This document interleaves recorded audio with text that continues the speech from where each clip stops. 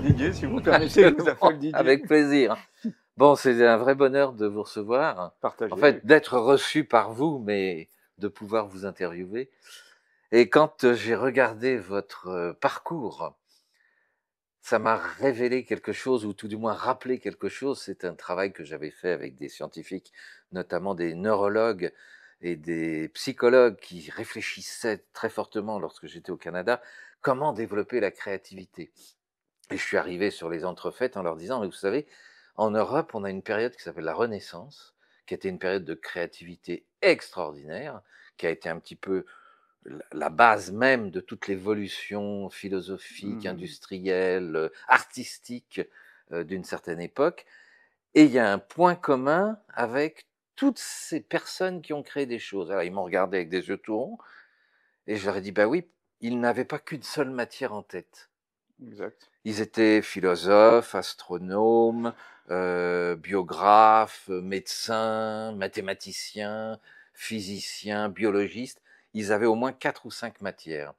Et je leur ai dit, je crois qu'il serait nécessaire de réfléchir et de comprendre que si on est des curieux et que si on s'intéresse à plein de choses, on crée dans son cerveau beaucoup plus de réseaux de connexions. Exact.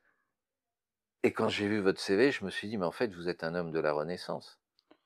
D'une certaine façon, oui. Parce que Un rescapé. Un rescapé. Je crois que avec l'arrivée des ordinateurs quantiques, Oui. qui ont un savoir déterritorialisé, on n'est pas dans une discipline, ça va obliger les utilisateurs des ordinateurs quantiques, à savoir les hommes, d'être eux-mêmes pluridisciplinaires. Donc on va revenir à la pluridisciplinarité par nécessité de comprendre les informations qui seront sorties de ces ordinateurs quantiques. Ouais, mais alors là, vous cassez des schémas parce que tout fonctionne en silo. Oui. On a un mathématicien, on a un informaticien, on a un comptable, on a. Puis alors là, vous dites l'avenir est aux curieux. Et au pluridisciplinaire. Alors la critique sur la Oui. monodisciplinarité, elle date du 19e, puisque l'écrivain irlandais George Bernard Shaw disait déjà, à force de connaître rien sur tout, c'est le cas De la situation actuelle, on absolument. finit par connaître tout sur rien. Voilà. Et donc, on est dans un monde où on a des pseudo-sachants qui ont simplement lu des livres, mais qui n'ont pas fait l'expérience ou ressenti des choses. Alors, il y a beaucoup de critiques à faire à l'université. Déjà, on ne sait pas gérer les émotions. Donc, j'ai vu des C'est gens ça. avoir un haut QI et un bas quotient émotionnel. Et puis, c'est vrai que le spécialiste connaît tout sur un timbre-poste, mais sorti de ce timbre-poste, il est aussi banal que le commun des citoyens. Oui, et on nous fait croire pour autant que c'est un véritable expert, mais qui n'a pas pris en considération l'environnement Exactement. chargé, et ça je l'ai vu dans le film de Christophe Cosset, où tout est énergie, vibration et information. Oui, tout à fait. Quand on réfléchit, la nature, elle est une et indivisible. Elle ne fait pas la différence entre la physique, la chimie, la biophysique, etc., etc. C'est ça. Elle a une trousse à outils qu'elle utilise en fonction des besoins.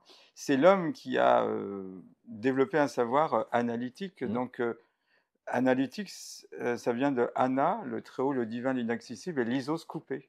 Donc, la science, par sa méthodologie analytique, se déclare coupée du haut. Et le haut, c'est l'analogo, c'est le langage des poètes, c'est le langage aussi des créatifs, hein, d'une façon, parce que la créativité, souvent associe deux disciplines et la rencontre des deux disciplines crée une nouvelle discipline émergente. Ça fait partie de la pensée complexe d'Edgar Morin, où la rencontre de deux disciplines crée des disciplines ajoutées ou des propriétés émergentes. C'est quasiment alchimique. Oui, oui, oui, c'est alchimie. Vous parliez de la Renaissance. Oui. La Renaissance aussi ne faisait pas la différence entre les sciences que nous avons classées dans l'ésotérisme, l'occulte, et la connaissance rationnelle. Il y avait une sorte de savoir unifié. Puis après, il y a eu la dérive des continents.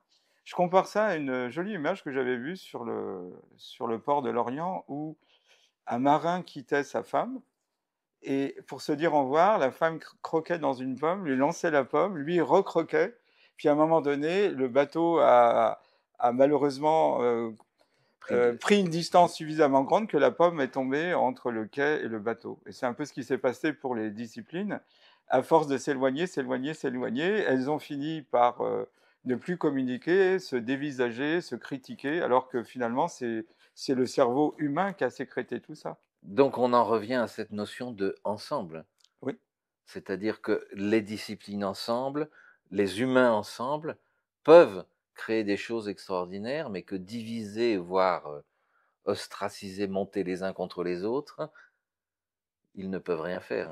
tout à fait. Bah, quand on regarde l'évolution, on a l'impression qu'il y a eu deux directions dans l'évolution. L'évolution des plantes, qui est basée sur la fixité. Et donc, comme une plante est fixe, elle doit résoudre localement les problèmes qui s'opposent localement. Mhm. Donc, elle a développé une intelligence collective. Oui, Son cerveau, si je puis dire, comme l'avait perçu Empédocle d'Agrigente, euh, c'est ses racines. Il y a une partie des racines qu'on appelle l'apex, où il y a des courants qui circulent, comme dans notre cerveau. absolument. Et il y a une multitude d'autres intelligences, notamment les champignons, les réseaux de mycorhisation, les bactéries, qui viennent contribuer à la vie de l'arbre, comme l'arbre contribue à la vie de ces Ce micro-organismes. fameux mycélium qui est Voilà. comparé au web. Ben, ça veut dire que quand on est fixe, on doit développer une intelligence collective, sinon on ne peut pas s'en tirer. Et puis d'un autre côté, vous avez l'intelligence des animaux qui est nomade. Et le nomadisme fait que si vous avez une difficulté dans un endroit, vous quittez l'endroit et souvent vous reportez ce que vous avez fait sur l'endroit que vous Oui, avez pollué ailleurs. Donc la forêt est l'exemple d'une intelligence collective et l'homme, malheureusement, a développé une intelligence plutôt égocentrée. sans compter que les animaux, lorsqu'ils se déplacent, ils ont ce qu'on appelle le ressenti, c'est-à-dire qu'ils Ah oui, captent les informations qui ne sont pas forcément celles dont il a l'habitude. ah oui, oui. C'est-à-dire qu'il est capable de traduire un Mhm. paquet d'informations, alors que nous, les humains, on peut se promener en forêt, on ne va pas capter grand-chose. Oui, oui, alors ça aussi, ça m'a frappé quand on fait de la pédagogie comparée. Les gens qui vivent dans les forêts, la forêt amazonienne par Oui, exemple, sont des gens qui, ont une adaptation beaucoup plus grande que nous. Je me souviens par exemple d'un congrès, où on avait fait venir, un chef de Papouasie-Nouvelle-Guinée, un chef papou. Il nous a regardés, en 24 heures, il avait compris comment on fonctionnait, alors que nous, au bout de 5 jours, on ne comprenait pas comment il d'accord. fonctionnait. Et je me suis dit: «Pourquoi il est capable de s'adapter aussi facilement?» parce que quand on vit dans la forêt, à 2 instants, la forêt n'est pas identique. Donc on développe un sens de l'observation, C'est une ça. adaptabilité, alors que nous, on vit dans des endroits sécurisants. Donc on s'est atrophié par, non-stimulation de l'observation qui est nécessaire pour survivre dans la forêt. Vous voyez, si vous prenez, je sais pas moi, un homme de la forêt, il est capable de survivre. Vous prenez un prix Nobel, vous le mettez dans une forêt, il a une durée de vie très limitée, quoi. Oui, oui, c'est ce que j'explique aussi souvent, c'est que dans une période extrêmement difficile, les gens qui ont l'habitude d'être en survie ont beaucoup plus de capacité à s'adapter à un moment difficile que ceux qui sont nés avec une cuillère en or dans la bouche et qui Oui, n'ont oui. pas eu d'expérience ou de confrontation avec le réel. Bah, il y avait un film qui s'appelait Un fauteuil pour deux de John Oui, Landis. On absolument. prend, Eddie Murphy qui est un homme, Oui, oui. qui vit dans la rue, quoi, Ouais, voilà, et Donald Croy qui est un homme qui est sorti des grandes universités et on les met chacun dans la condition de l'autre. ouais. C'est-à-dire que Eddie Murphy devient un financier, il s'en tire très bien et l'autre n'arrive pas à s'en tirer. Absolument, c'est ça. On retrouve ça aussi chez certains adolescents, voire plus jeunes ou plus âgés, qui ont malheureusement vécu des situations difficiles. Je pense aux Libanais qui ont vécu sous les bombes pendant des Mmh. années, et on retrouve chez eux une capacité à appréhender à 360 degrés les choses, à ressentir les choses, voire même en informatique, à comprendre des systèmes Ah oui, oui, tout à complexes, fait. alors que celui qui sort d'une école bien formatée a beaucoup plus de mal justement à ouvrir et à créer des systèmes nouveaux. Bah, oui, j'ai une relation qui avait dirigé le service créativité au CNRS. On lui avait donné, dans son service plein de gens qui venaient des grandes écoles. Il a fini par, s'en débarrasser les Ouais, uns après les autres parce qu'ils avaient pas de créativité. Vous c'est voyez ce que ça. je veux dire? Par contre, ils sont capables de faire un beau rapport, enfin c'est rapide, c'est bien fait, mais il faut les guider. Oui, absolument.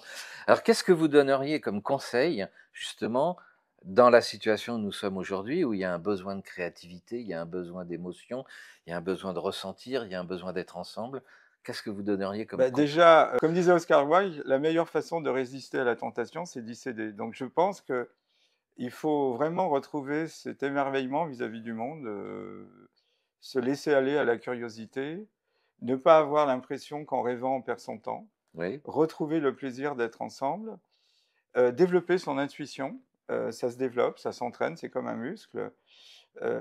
Henri Bernstein, qui était un dramaturge, disait que l'intuition, c'est l'intelligence en excès de vitesse. c'est ça, une fulgurance, Voilà, une fulgurance. absolument. Reconsidérer aussi que les grands créatifs ont souvent été des grands intuitifs. Et qui ont souvent découvert des choses alors qu'ils étaient au repos, Oui, alors qu'ils rêvaient, alors qu'ils faisaient la sieste, oui, alors oui, qu'ils étaient sous la douche. Les fulgurances oui, oui. se font, mais on le retrouve aussi du fait de, j'allais dire, du rythme cérébral qui fait que lorsqu'on est en situation sophroliminale, le cerveau est beaucoup plus performant. Oui, alors il y a plusieurs exemples. Le grand mathématicien Henri Poincaré travaillait sur les fonctions fuchiennes et il butait. Et pour se détendre, il a décidé de faire une sortie géologique à Nancy.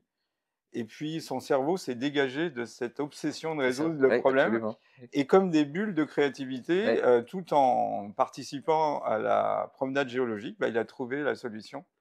Et il savait qu'en rentrant, il avait à prendre la plume, à l'époque on écrivait la oui, plume, et trouver. Et puis vous avez des scientifiques qui sont dans un domaine, comment dirais-je, en dehors de leur spécialité, qui vont trouver. Par exemple, absolument, oui. voilà. Et Et souvent, ça, c'est. Alors, quand moi j'ai vu des scientifiques arriver avec un domaine de spécialité qui n'était pas celui de l'autre, proposer une ah solution oui, oui, et tout se à fait. faire rejeter parce qu'ils ne savaient pas. Oui, oui.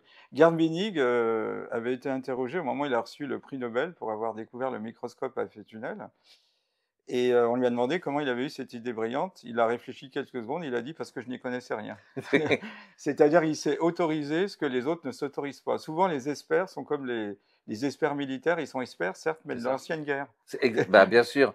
Alors, ça, c'est aussi un des problèmes au niveau du savoir, c'est qu'on apprend le passé Ah oui. et on n'apprend pas ce qui pourrait nous servir dans le futur. Bah, c'est-à-dire que si on fait une critique du système français, souvent, on vous demande: «Quelle grande école avez-vous fait?» Parce qu'on a Oui, des grandes écoles. Mais ailleurs, on dit: «Mais qu'est-ce que vous avez fait après avoir fait une université prestigieuse?» Le plus important, c'est pas, l'entrée, mais c'est c'est fait. qu'est-ce que vous avez fait? Exactement. Et donc souvent, quand on passe, le concours d'une grande école, on a beaucoup travaillé. Alors beaucoup ont stocké des milliers d'exercices et puis le jour de l'examen, parce que si on Oui. prend par exemple l'école polytechnique, il y a un exercice original qui n'a jamais été posé, mais par analogie, ils finissent par résoudre quelques questions de Mhm. l'examen. Alors il y a toujours des gens qui ont un état de grâce, qui sont bons Mhm. naturellement. Il y a les besogneux et les vertueux. Et finalement, bah, ils sont persuadés que la solution du présent se trouve dans le passé. Absolument. Et Et donc, ça vient bien avec la question suivante que je souhaitais vous poser, c'est qu'aujourd'hui, on est dans un virage à la fois humain, sociologique, technologique, où tout est relié, c'est-à-dire qu'on va prendre ce virage de gré ou de force, de toute façon. mmh, Quels vont être les survivants, entre guillemets, le mot est un peu fort, mais bah, vous comparez ça à la Renaissance, je comparais ça également vous voyez, au Moyen Âge où quand l'Empire romain s'est effondré, il a fallu conserver le savoir. Donc oui, c'est comme ça que les moines ont eu une fonction, les copistes. oui, On a conservé, tout le savoir, de la Rome, mais aussi de la Grèce et d'une d'accord. certaine façon de l'Égypte.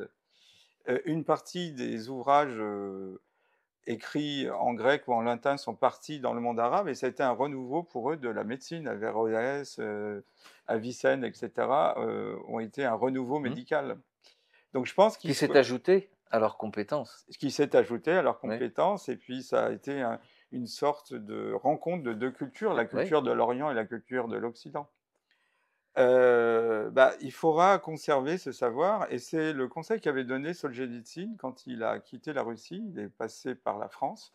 Il a fait, un entretien avec Bernard Pivot, puis après il est parti aux États-Unis.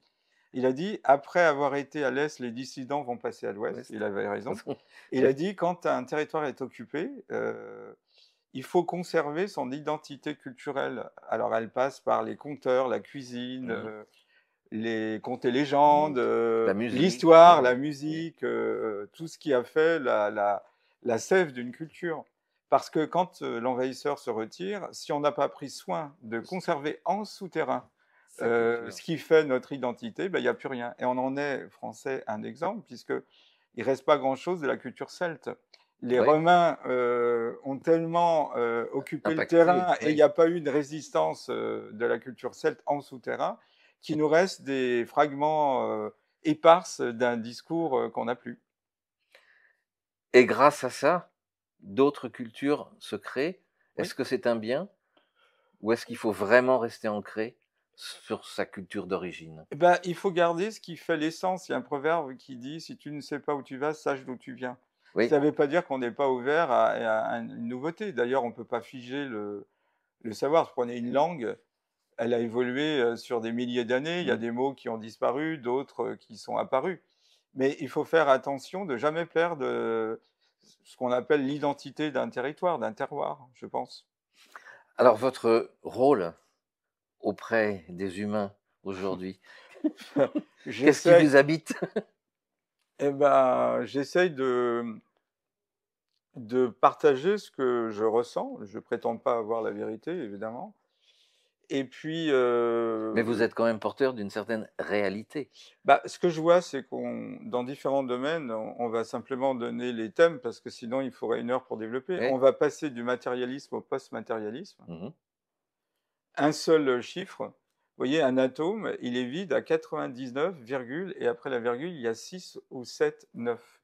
Ce qui fait 99 999 999 ou 99,9 999 Mmh. 999. Donc ça veut dire que si on se déclare matérialiste, on prend appui sur le 0, et C'est après ça. la virgule, il y a 6 ou 7 zéros et enfin un. On prend appui sur le Donc vide est-ce quasiment. vraiment raisonnable? Oui. Voilà.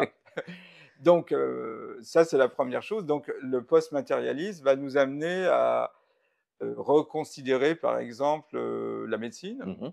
puisque dans ce vide qui est plein d'informations, il y a peut-être une autre façon de concevoir la matière inerte ou vivante. Je pense aussi qu'on a besoin de spiritualité. On voit bien que l'ex-URSS, quand elle s'est effondrée, ça a été un chaos, mais ils ont compris la nécessité de remettre l'orthodoxie au Absolument. centre de leur Ça a culture. été même leur C'est le lien.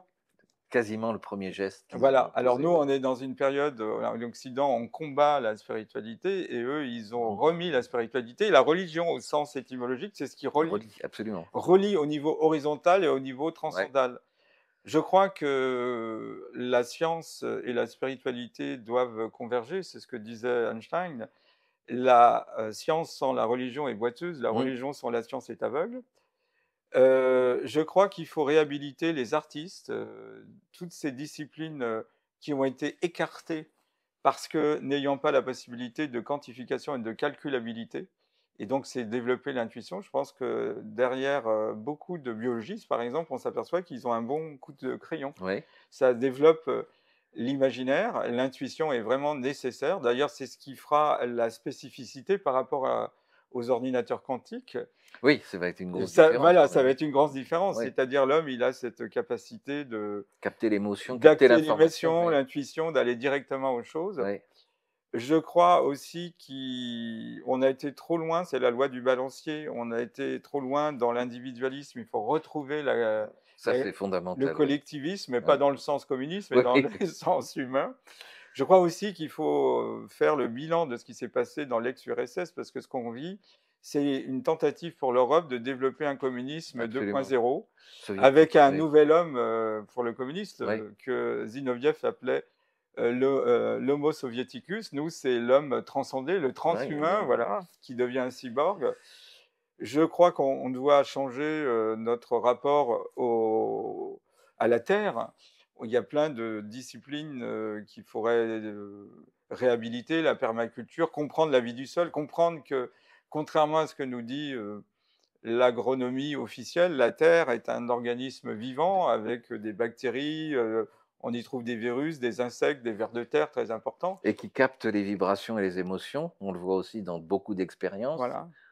Ou quand on leur met du Mozart, les légumes sont beaucoup plus Et beaux. oui, exactement, et les vaches te produisent plus de lait, Absolument. voilà, exactement. Donc je crois aussi qu'il faut réhabiliter les peuples traditionnels qui ont compris qu'il fallait pas séparer les règnes, Oui, le règne minéral, animal et on végétal. a beaucoup de choses à apprendre de Voilà, leur part. les hachoirs considèrent qu'un animal se présente sous ses habits d'animaux, dans la journée et dans nos rêves, il devient un être humain. Donc ils sont dans un continuum.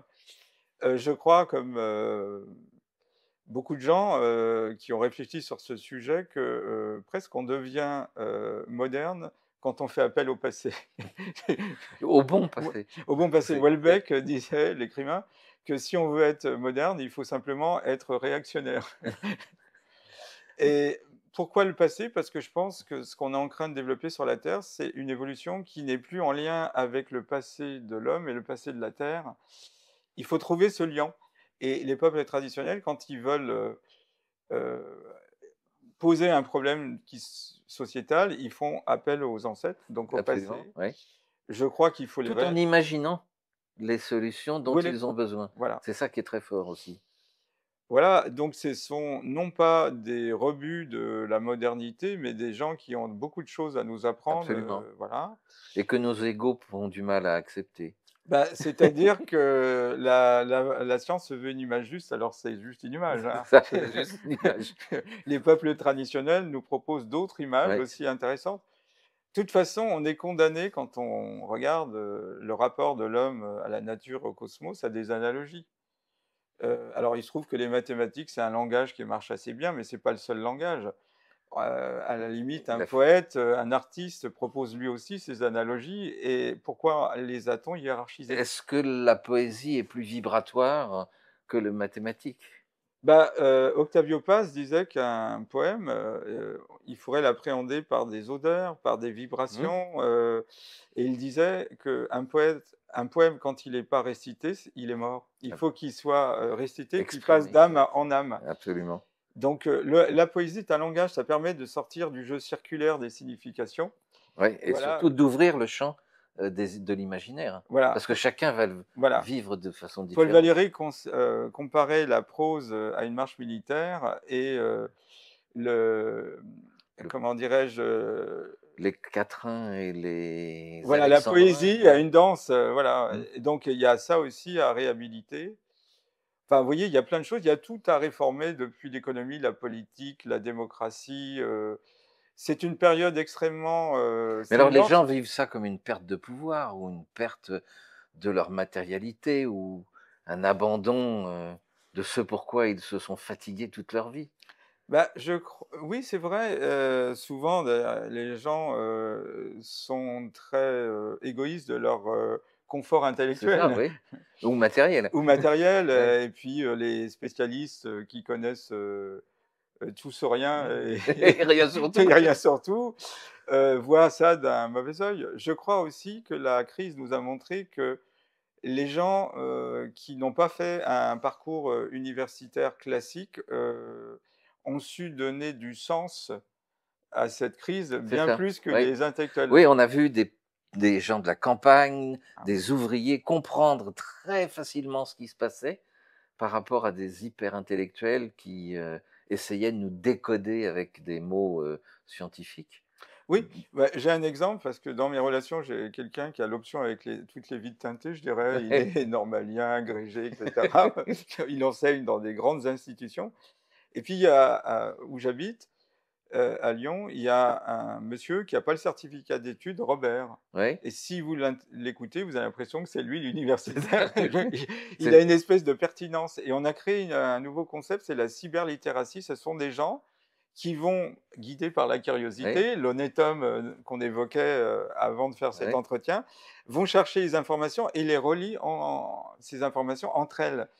Et ce qui fait que, on s'est peut-être fourvoyé sur ce qu'on appelle l'intelligence. L'intelligence, ça vient du latin interlegere, Oui, c'est ça. c'est relier les choses les unes aux autres, c'est évidemment s'adapter à des nouvelles situations, c'est résoudre des problèmes et se donner sens à ce qu'on veut. C'est parce que moi, je le traduis avec mes mots, c'est la capacité à capter plein d'informations différentes, à comprendre et à créer quelque chose avec tout ça. Exactement. Et donc, relier les choses les unes aux autres, ben, on ne peut pas se contenter d'une discipline. Vous voyez ce que je veux dire? Absolument, bah oui, sinon on comprend La, rien. la vie ne réside pas dans les choses, dans les objets, les atomes, les molécules, les cellules, mais plutôt dans la façon qu'ils ont de relationner entre eux ou entre elles. Vous voyez, en physique, on parle d'interaction, on parle d'échange de molécules en biologie, etc., etc. Alors, que serait l'humanité s'il n'y avait pas Si on d'interaction n'est plus entre les hommes et les femmes? interreliés, Et absolument. voilà, et on est tous Ouais. interreliés. Je crois aussi qu'on est en train d'abandonner la logique qui est issue de la physique classique et qui a régi notre quotidien, Mhm. notre bon sens et même nos démocraties au profit d'une autre logique. Alors, il se trouve que la logique quantique, c'est une autre façon de voir. Il y aura probablement d'autres découvertes, Qui vont... bah, notamment l'information. Vous voyez, il y a la matière, l'énergie, l'information. On n'a pas une théorie vraiment aboutie de l'information. On a des bribes, donc il y a encore des choses à découvrir. Je crois que on vit ce que certains physiciens ont vu au tournant de 1900, où Lord Kelvin, qui était un grand physico-chimiste, avait fait une conférence. Il disait la connaissance en physique est comparable à un immense ciel bleu, à l'horizon duquel subsistent seulement deux petits nuages. Oui, D'accord. voilà. Et il ajoute qu'on a tout compris, donc il ne faut plus former des chercheurs, mais des enseignants. Alors, un de ces petits nuages aboutit à la mécanique quantique, et le beau ciel bleu de Lord Kelvin a Ouais. donné un orage titanesque, et 5 ans plus tard, c'est la relativité restreinte. Donc, à l'époque, on était persuadé que la physique classique avait fait le tour du savoir et Et qu'il qu'on n'y avait était en plus rien à maîtrise. apprendre. Oui. Et puis, on a découvert la physique quantique, comme on découvrira d'autres D'autres choses, oui. disciplines. Voilà, donc il faut toujours être dans la notion d'un système ouvert. Donc, si je résume un petit peu notre entretien, vous conseillez à l'humain de se tourner vers les arts, vers plein de disciplines, d'être curieux et Bah, surtout de ne pas croire que parce qu'il a lu une chose, il le sait. oui, c'est ça. Il faut savoir les choses à la fois par cœur et par le cœur. Et Oui, c'est peut-être ce qui manque à l'université, ouais. à donner un savoir qui est appréhendé par les étudiants par le cœur. Oui, je pense que ce qu'il faut, c'est retrouver cette curiosité, cette stimulation, parce Mhm. que vous évoquiez la Renaissance, c'était une période de stimulation. Absolument. Oui, oui. On sortait du Moyen Âge et les gens étaient, je veux dire, curieux, ils avaient envie Oui, d'aller plus puis le loin. modèle, c'était la Grèce et la Rome antique, où ils avaient l'impression que à l'époque, on parlait de savants polymathes qui étaient Oui. en mesure de maîtriser plusieurs. Bah, tous ceux qu'on a appelés les grands philosophes grecs, ils n'étaient pas que philosophes. Non.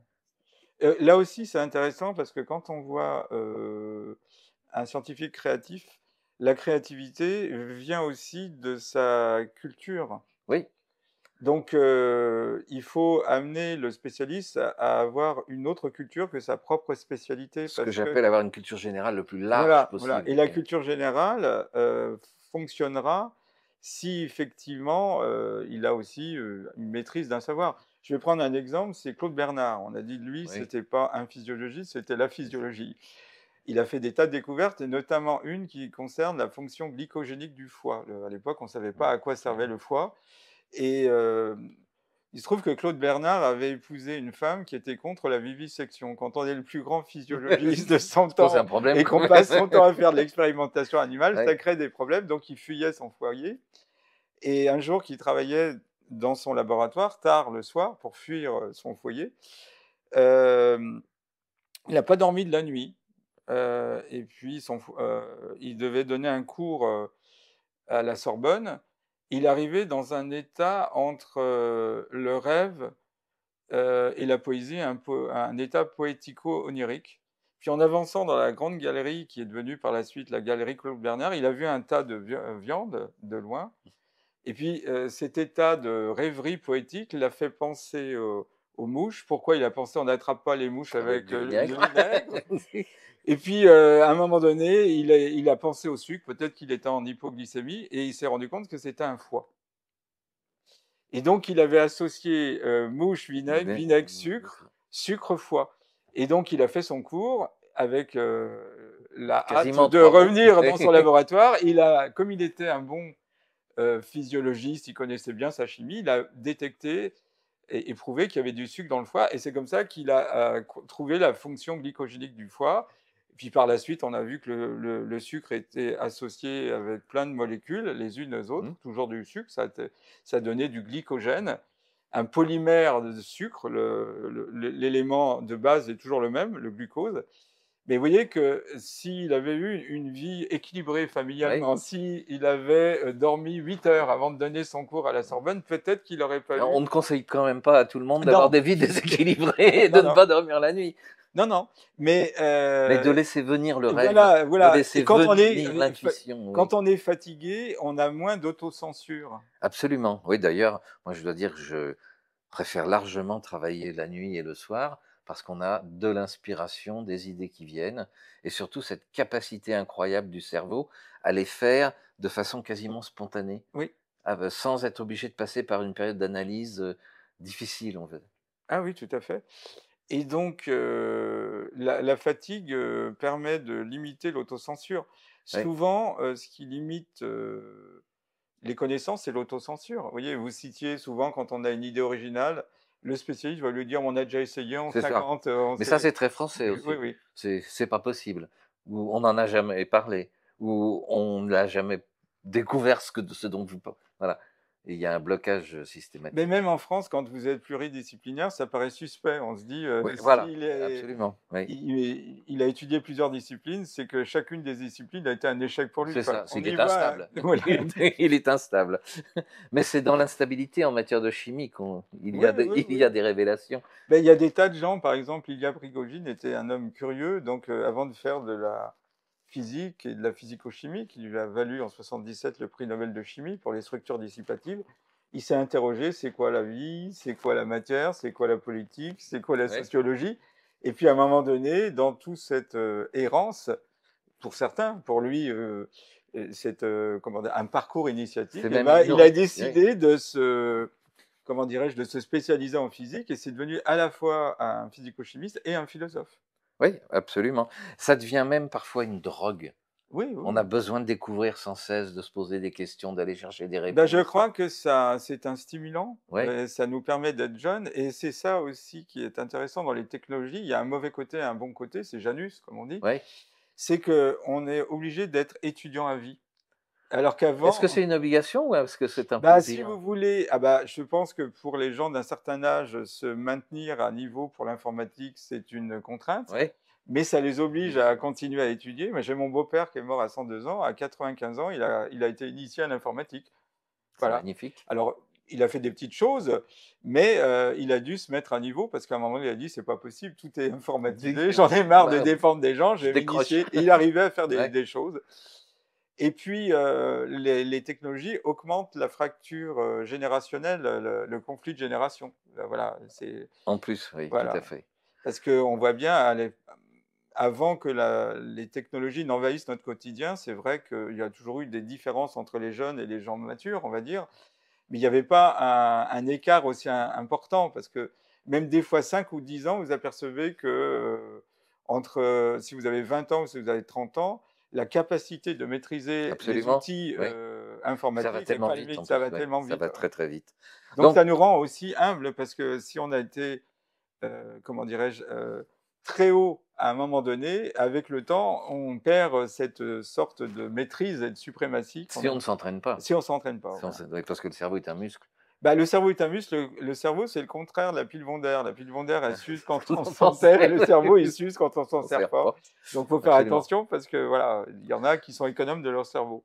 Donc, le message, c'est rester curieux, rester éveillé. Moi, je dis rester enfant, avoir cette espèce de curiosité que peut avoir l'enfant. Quand on regarde un enfant, il nous dit tout. Un enfant, il extériorise ses émotions, l'adulte les retient. Un enfant, il est curieux de tout. C'est parfois exaspérant parce qu'il vous pose des tas de questions. Un scientifique, c'est rester d'une certaine façon un enfant. Pourquoi Voilà, on a dit d'Einstein que c'était un enfant qui se posait des questions, mais il y répondait avec un esprit d'adulte. Mais pour se poser les bonnes questions, par exemple, est-ce que quand je bouge, le temps est le même que quand je suis fixe? C'est une question d'enfant. Mais développer la relativité restreinte, c'est une réponse d'adulte. Merci Philippe. Merci à vous. C'était très riche et passionnant. et j'espère à bientôt. Ben oui, avec grand plaisir chez Agora, terme grec. Merci à vous tous, restez curieux.